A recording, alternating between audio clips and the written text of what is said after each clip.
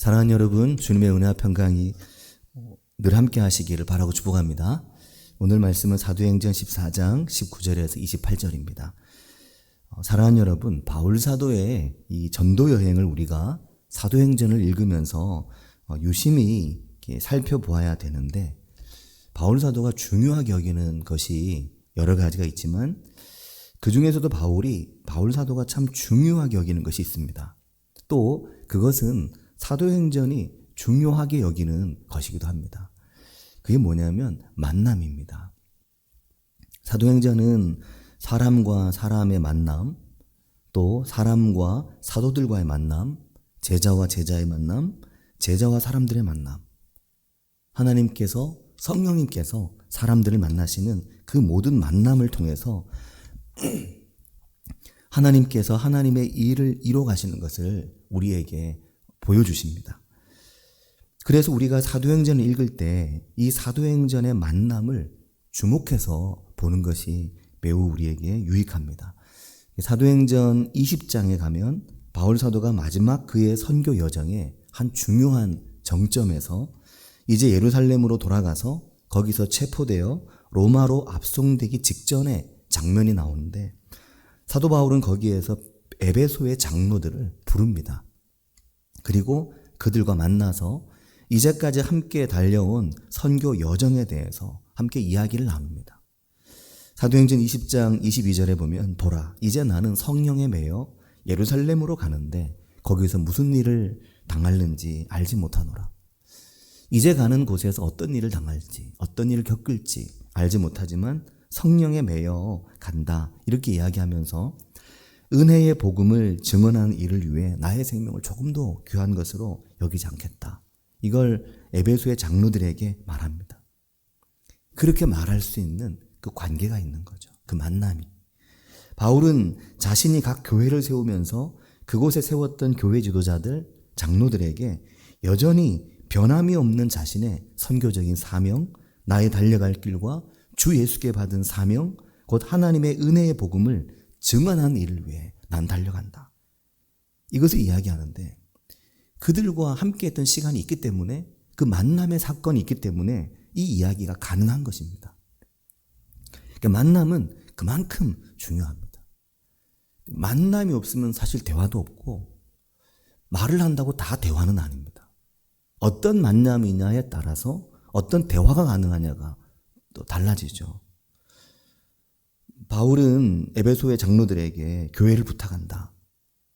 그리스도께서 당신의 피로 사신 교회의 온 양떼를 위해 스스로 삼가며 교회와 함께하라, 이걸 당부합니다. 그리고 장로들과 무릎을 꿇고 함께 기도하며 울며 작별합니다. 아름다운 만남의 한 그 시작과 마침을 보여주는 거죠. 정말 아름다운 만남의 장면입니다. 마지막까지 이 아름다운 만남의 모습을 보여주는 거죠. 사랑하는 여러분, 교회는 그래서 만남이 정말 중요한 곳입니다. 성도가 성도를 만나고, 성도가 교회를 만나고, 또 성도가 목회자를 만나고, 목회자가 성도를 만나고, 그 모든 게 하나님께서 함께 하시는 인격적인 만남입니다. 왜냐하면 하나님께서 그렇게 성도들의 그 신실한 만남을 통해서 하나님의 중요한 역사를 이뤄 가시기 때문입니다. 만남이 없는 하나님의 역사가 없습니다. 성도의 삶이 없는, 그 세밀한 삶이 없는 하나님의 역사가 없습니다. 하나님이 사람들 갖다 쓰고 폐기하시는 분이 아니신 것입니다. 하나님은 한 사람 한 사람의 그의 나고 자란 그의 삶을, 그 세세한 그의 삶을 통해서, 그들의 만남을 통해서 성령님께서 임하시고 역사하시고 그들을 사용하시고 그들을 보내시는 것입니다. 그래서 사랑하는 여러분, 사명 이전에 사람을 볼 수 있어야 합니다. 목적과 목표 이전에 사람을 볼 수 있어야 됩니다. 이 사람이 왜 우리와 함께하고 있는가? 왜 하나님께서 이 사람을 나와 함께하게 하셨는가? 하나님의 선하신 뜻이 사람 안에 있고 사람을 통해서 나타난다는 것을, 이걸 우리가 알아야 우리가 하나님의 사명 앞에서, 사람 앞에 신실할 수 있습니다. 그렇지 않으면 사람이 하나님 앞과 사람 앞이 완전 달라지는 거죠. 이게 가장 문제이거든요. 간혹 어떤 사람들은 이렇게 말합니다. 나는 사람에게는 신실하지 않아. 나 하나님께는 신실하다. 그렇게 말합니다. 근데 그 비슷하게 말할 수도 있죠. 하지만 굉장히 거짓말입니다. 사람에게 신실하지 않은 사람은 하나님에게 죽었다 깨어나도 신실할 수 없는 겁니다. 왜냐하면 사람에게 신실하지 않은 것은 곧 하나님께 신실하지 않은 것입니다. 왜냐하면 보이지 않으시는 하나님은 보이는 사람을 통해 일하시고 한 사람 한 사람을 가장 소중한 하나님의 동역자로 삼으시고 일하시는데 사람에게 신실하지 않고 어떻게 하나님께 신실할 수가 있겠습니까? 우리가 그것을 사도행전에서 보게 되는 거죠. 성경의 모든 책이 다 마찬가지이고 우리의 삶이 다 마찬가지.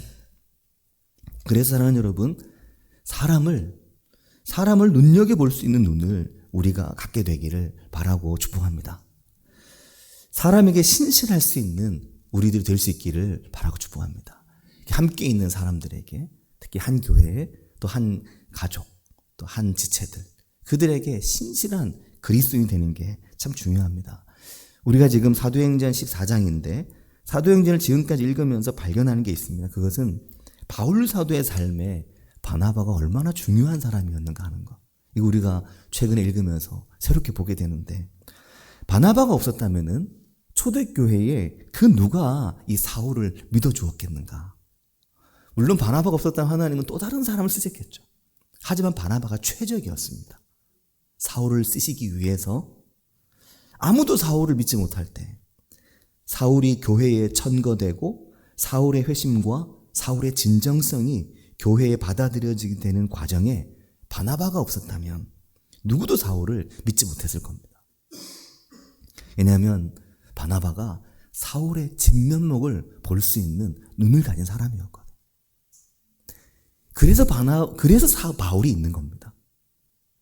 하나님 하셨지 이렇게 퉁치면 안 되고 당연히 하나님 하신 것이지만 그렇지만 바나바라는 사람이 사울의 인생에 얼마나 중요한가 하는 걸 볼 수 있는 거죠. 교회를 그렇게 박해하고 그 위대한 사역자인 스데반을 돌로 쳐 죽이는 현장에 가장 중요한 인물이었던 그 사울, 그를 누가 이해할 수 있겠습니까? 근데 그를 바나바가 이해하는 거죠. 그 사울의 삶에 바나바가 있었던 겁니다. 이런 역할이 참으로 중요합니다. 교회가 그런 것 같습니다. 저는 이제 20살부터 목회를, 교육전사를 20살부터 시작을 했기 때문에 원래 신학교 처음 가자마자 20살에 신학교를 갔거든요. 가자마자 뭐 이렇게 목회를 할 일이 없죠. 신학교도 다니고 요즘에 신대원도 나와야 되고 7년, 8년 이런 시간들이 있는데 워낙 이제 그때가 좀 벌써 30년 전이기도 하고 또 워낙 제 고향교회에 갈 목회자도 없고 해서 학교에서 그 고향교회까지 매주 가다 보니까 20살부터 이제 그 설교를 했죠. 그러면서 그동안 여러 교회를 지나왔는데 5,000명, 6,000명 모이는 큰 교회, 200~300명 모이는 혹은 600명, 700명 모이는 다양한 교회들을 지나왔는데 근데 어떤 교회이든 교회가 크든 작든 그거 관계없이 교회가 세워지고 교회가 하나님 은혜로 평안하여 든든히 서가는 교회는 늘 그 교회 안에 따뜻한 관심과 또 사랑, 단지 사람 좋은 게 아니라 깊이 기도하며 성령의 인도하심 안에서 한 사람을 눈여겨보고 그 사람을 돕고 세우고 할 수 있는 세심한 눈을 가진 깊은 이해의 눈을 가진 바나바와 같은 사람들이 있는 교회는 평안하여 든든히 서갑니다. 하지만 그렇지 않은 교회는 맨날 싸우고 나눠지고 당짓고 그런 말 많이 하잖아요. 심지어는 목사와 교회도 성도들에 당짓고 싸우고 맨날 그러다가 교회가 상처만 주고 상처만 받고 그러면서 가난한 교인 만들고 그렇게 됩니다. 누가 어떤 어려움이 있는지 관심과 애정이죠. 근데 그 깊은 관심과 애정은 세상에서 경험하기 어려운, 세상에서는 쉽게 발견할 수 없는 깊은 이해와 사랑입니다. 그래서 교회가 세상보다 못하면 안 된다. 당연히 그런 것입니다. 그 깊은 이해와 사랑이 그냥 생기지 않습니다. 하나님께서 그런 사람들을 세우시는 거죠. 그런 사람을 세우시는 하나님께서 왜 그런 사람들을 세우시겠습니까? 그들을 세우셔서 그들을 통해 교회를 든든히 서가도록 하시는 겁니다. 그러니까 그런 사람들이 있는 교회가, 내가 그런 사람이 되는 게 곧 교회가 평안하고 건강하게 서가는 길이 됩니다. 전 우리 교회의 모든 성도님들이 사울에게 이 바나바와 같은 사람들이 사울에게 이 바나바와 같은 그런 사람들이 우리 교회 모든 성도님들이 되시기를 바랍니다. 그래서 우리 교회 안에 아직 없죠. 좋은 새가족 팀이 세워지길 바랍니다. 바나바와 같은 이런 새가족 팀이 교회 안에 세워지길 바라고, 교회 안에 새가족을 위해서 온 마음을 다해 기도하고 그들을 위해 울고 그들을 돌보고 섬길 수 있는 그런 좋은 새가족 사역팀이 세워지게 되길 바라고, 내가 바나바와 같은 마음을 품고 나 새가족을 섬기는 사명을 갖고 싶다, 이런 마음을 갖는 분들이 일어나게 되길 바랍니다. 사랑하는 여러분, 이번 주간에 사도행전 13장이 시작되면서 안디옥 교회가 바나바와 사울을 그리스도의 복음 전도를 위해 파송을 합니다. 바나바와 사울은 이 수리아에 있는 안디옥에서 출발해서 구브로 섬을 지나서 터키의 남부 아탈리아와 버가에서 비시디아 안디옥으로 이고니움과 루스다와 더베로 1차 선교 여행을 가는데, 이 경로를 마음에 잘 담아두는 게 신앙생활이 굉장히 중요합니다. 왜냐면 이게 그렇더라고요. 이 경로가 그걸 아는 게, 대충의 그 경로를 아는 게 뭔 의미가 있을까 싶지만, 이걸 어느 정도 이렇게 알아두면, 그러면 이게 사도행전뿐만 아니라 다른 바울의 목회 서신들이 연결이 됩니다. 근데 요 바울의 1차 전도 여행, 2차 전도 여행, 3차 전도 여행을 전혀 모르면 이렇게 목회 서신을, 신약 성경의 책들을 이해하기가 매우 어려워집니다. 그래서 요거는 전도 여행에 대한 이야기가 나올 때는 눈을 부릅뜨고 이걸 잘 이해해 두는 게 굉장히 중요합니다. 바울과 바나바의 1차 전도 여행은 소아시아의 지금 터키죠. 남부지방을 중심으로 이루어지는데 그게 갈라디아 지방입니다. 그래서 갈라디아서는 바로 그 바울의 1차 전도 여행을 했던 그곳을 향해 쓴 서신입니다. 그래서 1차 전도 여행에서 중요했던 문제와 정서들이 그대로 갈라디아서에 나타납니다. 이 과정에서 계속해서 사람들이 등장하죠. 근데 그들 중에는 바울과 바나바의 복음을 듣고 회심을 하는 이들도 있지만, 정말 끈질기게 바울과 바나바를 따라다니며 박해하고 괴롭히고 폭력을 행사하는 유대인들이 등장합니다. 그들은 도시와 도시를 따라다니면서 바울에게 폭력을 쓰고 거의 테러 수준으로 바울을 괴롭힙니다. 그들 유대인들의 주된 방법은 비방하는 것이고 반박하는 것이고 선동하는 것이었습니다. 그리고 사람들에게 악감을 품도록, 사람들이 바울과 바나바와 선교 일행에 대해서, 특히 바울에 대해서, 유대인들이 지금 너무너무 미운 사람은 바울이거든요. 같은 유대인이기 때문에. 저 배신자 바울을 너무너무 믿기 때문에 사람들이 이 바울과 선교 일행에게 악감을 갖도록 만들기 위해 선동을 하는 겁니다. 14장 2절에 그 말씀이 나옵니다. 근데 그 선동을 당하고 그 비방과 그 모든 폭력적인 일들을 겪으면서도 바울과 바나바와 선교 일행은 성령과 기쁨으로 충만했습니다. 사랑하는 여러분, 만일 우리도 우리의 삶에서 우리가 복음을 증거하며 복음의 증인으로 살고자 할 때 많은 어려움을 겪으면서 만일 우리에게 성령의 충만함과 기쁨이 있다면, 그러면 이겨낼 수 있습니다. 하지만 우리에게 성령의 충만함과 기쁨이 없으면 이겨낼 수가 없죠. 그래서 복음의 증인으로 살아야 되는 내 삶에서 금방 지치고 금방 좌절합니다. 때로는 지치고 때로는 힘이 빠지고 때로는 깨지고 약해질 때가 있어도, 그럼에도 불구하고 우리가 좋은 증인이 될 수 있는 이유는 성령의 충만함과 기쁨이 우리에게 있을 때, 그때 가능합니다. 바울과 바나바는 구브로 섬에서 소아시아로 간 다음에 비시디아 안디옥 이고니온 루스드라 더베로 이동을 하면서 계속해서 그 유대인들의 모욕과 박해를 계속 당합니다. 근데 이 모욕과 박해가 강도가 점점 강해지죠. 점점 강해져서 급기야 이고니온에서는 이방인과 유대인들과 관리들까지 나서서 14장 5절에 나오는데, 이 두 사도 바나바와 바울을 모욕하고 돌로 치려고 하는 상황까지 오게 됩니다. 그러니까 일촉즉발의 상황이죠. 그때 사도들은 급하게 루가오니오 지역인 루스드라와 더베로 얼른 도망가듯이 이동을 합니다. 그 내용이 이제 지난 금요일 새벽 말씀이거든요. 루스드라에서 바울과 바나바가 복음을 전하는데 거기에서 나면서부터 걷지 못하고 걸어본 적 없는 한 사람을 그 루스드라에서 고쳐주게 됩니다. 바울 사도는 그 사람 안에 구원받을 만한 믿음이 있는 것을 보고 14장 9절에 보면 그를 향해 이렇게 말합니다. 너의 발로 일어서라. 너의 발로 일어서라. 그렇게 말합니다. 그 한마디에 나면서부터 걷지 못하던 그 사람이 일어나서 걷게 됩니다. 엄청난 하나님의 이적이 일어나게 된 거죠. 이 놀라운 광경을 보게 된 루스드라 사람들이 다들 막 정신없이 소리치며 다녔는데 뭐라고 소리쳤냐면 신들이 나타났다. 신들이 나타났다. 신들이 우리 마을에 오셨다. 신들이 사람의 형상으로 우리 가운데 오셨다. 막 소리 지르고 난리가 난 겁니다. 그랬더니 이 소식이 어디로 전해졌습니까? 그 마을 밖에 있던 루스드라 마을의 시외에 있던 제우스 신전의 사제들에게 이 이야기가 전해진 거죠. 그들이 소를 끌고 꽃다발을 끌고 화환을 들고 막 다들 달려와가지고 바울과 바나바가 있는 그 집 앞에 와서 바울과 바나바가 이제 신이라고 제사를 지내려고 하고 있는 겁니다. 신이 인간의 형상으로 와 있다 그래서 이제 뭐 난리가 난 거죠.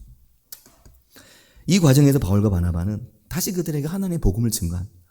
이런 헛된 일을 버리고 천지와 바다와 살아계신 하나님께 돌아오라. 살아계신 하나님께 돌아오라. 그걸 선포하고 전합니다. 사랑하는 여러분, 이 현장에 누가 있었냐면 충분히 추측할 수 있고 충분히 알 수 있는데 이 현장에 디모데가 있었습니다.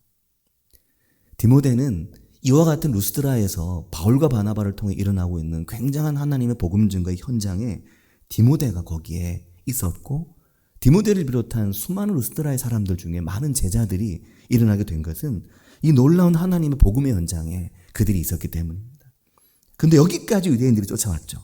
오늘 말씀 14장 19절에 보면 그들은 여기까지 쫓아와가지고 사람들을 모아서 여기까지 와서 선동하고 비방하고 거짓을 유포하고 사람들을 충동질해서 결국 사도 바울에게 돌을 던지게 만듭니다.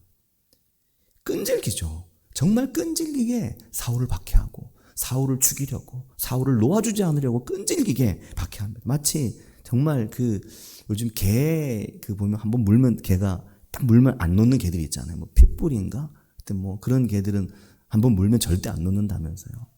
사냥개들이 그렇다고 하거든요. 한번 물면 절대 놓지 않는 사냥개와 같이 바울을 붙들고 바울을 죽이기 위해서 끝까지 그들을 물어뜯어 죽이려고 하는 겁니다. 19절 오늘 말씀해 보면 유대인들이 안디옥과 이고니온에서 와서 무리를 충동하니 그들이 돌로 바울을 쳐서 그리고 죽은 줄로 알고 그 말은 죽을 정도로 돌로 때린 거죠. 그리고 죽은 줄로 알고 그 바울을 들어서 시외로 끌어내치니라. 끌어다 갖다 버린 것입니다. 사랑하는 여러분, 어떻게 이렇게 끈질깁니까?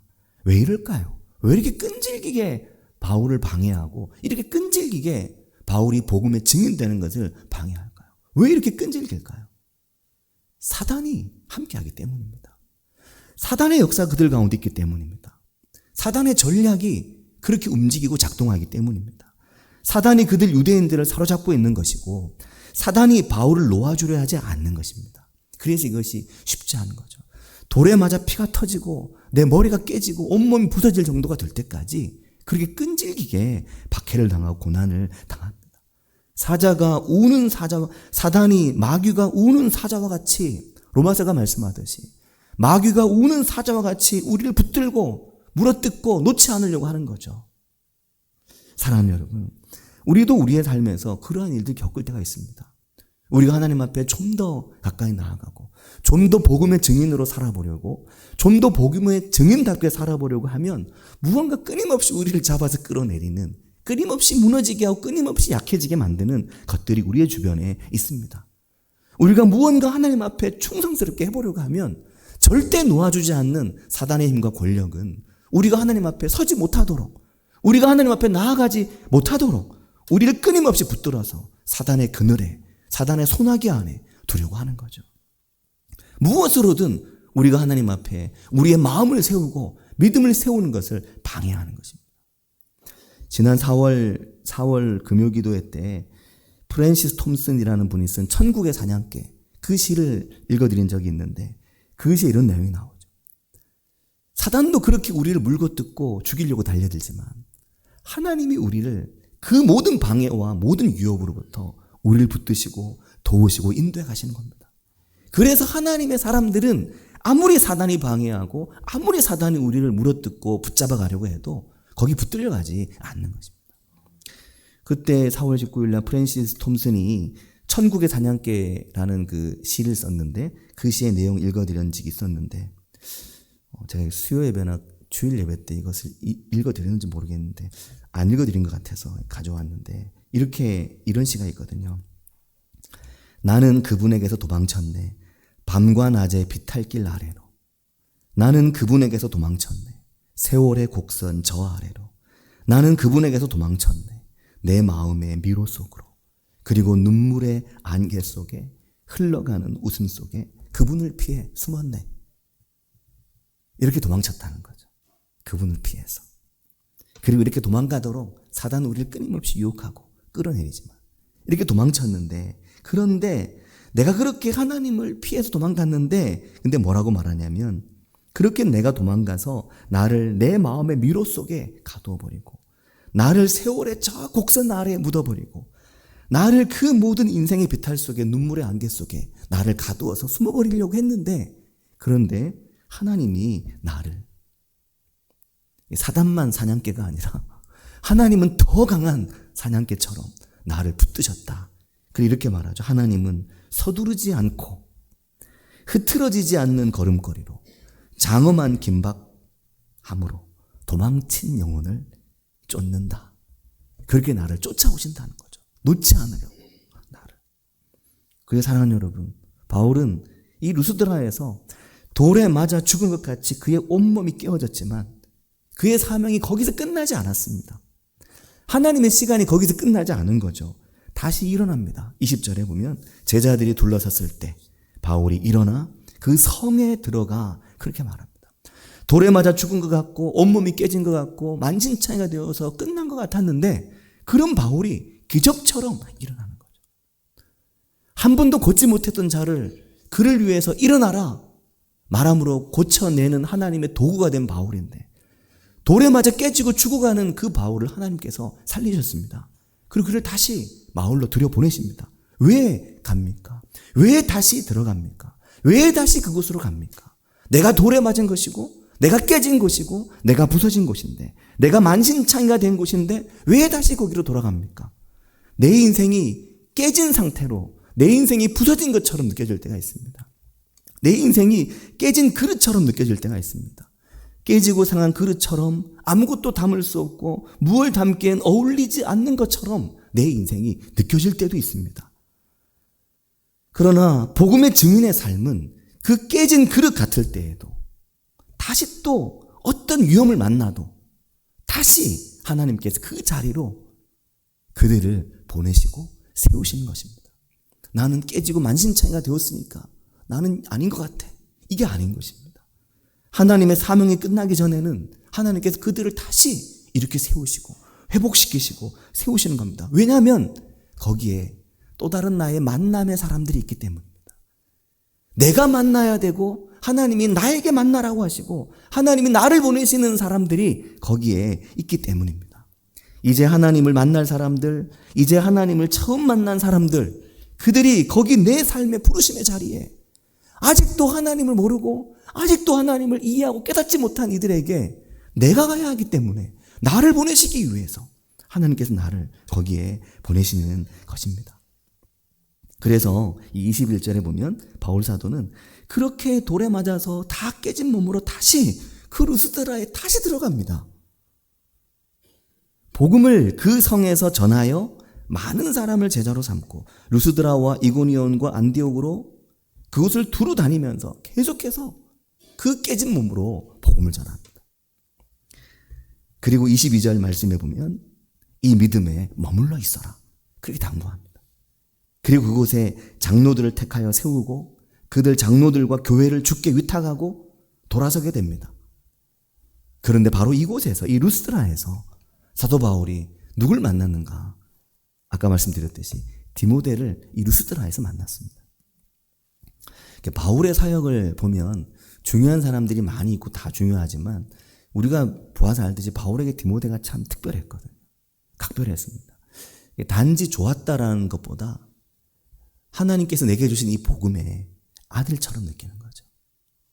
복음에 있어서 나의 또 다른 나로 느끼는 겁니다. 그만큼 하나님의 복음 안에서 하나님의 은혜와 믿음 안에서 사랑한 아들 같은 존재가 디모데였죠. 디모데를 이 루스드라에서 만났습니다. 디모데후서 3장 11절에 보면 바울 사도가 디모데에게 보낸 서신이거든요. 개인적 서신인데 디모데후서 3장 11절에 보면 바울 사도가 디모데에게 서신을 보내는데 이렇게 말합니다. 박해를 받음과 고난과 또한 안디옥과 이고니온과 루스드라에서 당한 일과 어떠한 박해를 받은 것을 네가 과연 보고 알았거니와 그렇게 말합니다. 네가 다 보았지? 내가 이고니온과 안디옥과 루스드라에서 어떤 일을 당했는지 네가 다 보았지? 내가 어떤 박해를 받는지 다 보았지? 그 말입니다. 그 환난을 당하고 그 돌에 맞고 내 몸이 완전히 깨어졌던 그날을 디모데 네가 보았지? 라는 것. 참 아름다운 만남이죠. 바울과 디모데의 만남인 것입니다.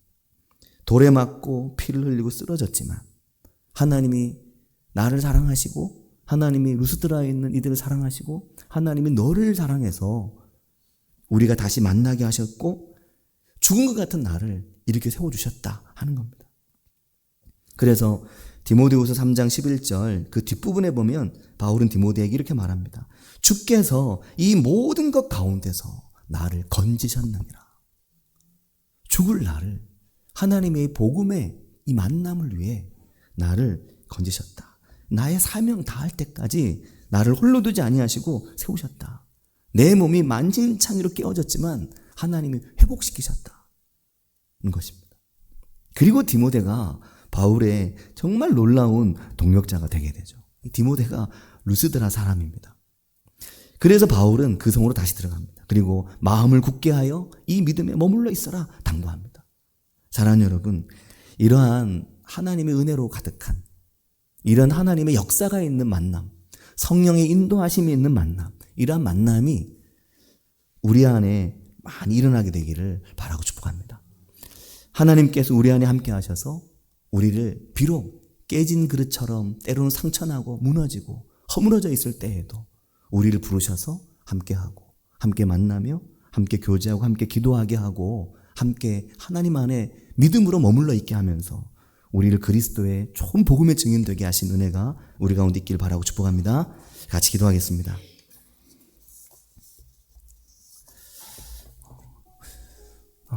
교회 안에 좋은 바나바가 많이 필요한 이유는 우리가 다 처음 만날 때는 깨진 그릇 같은 모습으로 만납니다. 저도 제가 송전 양문교회 처음 왔던 8년이 지나고 9년 차가 되는 그 정도 전을 돌아보면 정말 깨진 그릇 같은 상태였던 것 같습니다. 그러나 송전 양문교회에 와서 저는 제가 제 스스로 많이 세워졌다고 생각이 들고 하나님께서 저에게 많은 은혜를 주셨다는 생각이 들거든요. 근데 그런 은혜는 사실은 성도님들과 함께 하면서 성도님들과 함께 교제하고 만나면서 대화하면서 경험하면서 제게 없는 걸 가지고 있는 분들을 보면서 배운 것들입니다. 우리가 교회 안에서 바울과 바나바처럼 또 바울과 디모데처럼 하나님 우리를 그렇게 만나게 하셔서 우리를 복음의 증인으로 세우시고 우리를 사용하시는 이 은혜가 내 인생에 있기를 원합니다. 같이 한 목소리로 기도하겠습니다.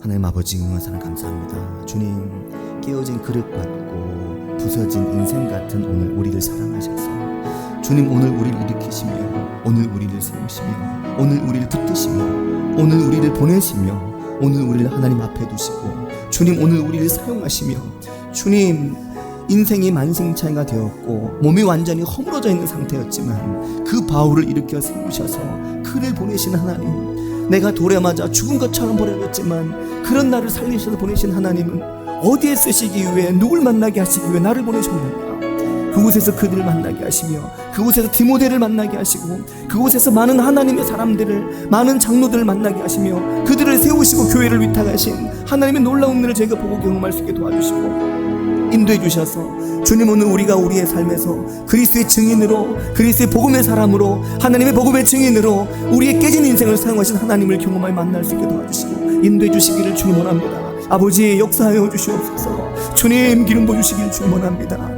주님, 우리 인생 위에 함께 해주시길 주님 원합니다. 아버지, 주님, 우리를 도우시고 인도해 주시길 주님 원합니다. 주님, 우리가 오늘 함께 해주시길 주님 원합니다. 아버지, 주님, 상처가 아님을, 깨진 것이 아님을, 그 깨진 것 때문에 더욱 하나님 은혜가 일어남을 깨닫고 경험하게 도와주시고 인도해 주시길 주님 원합니다. 아버지,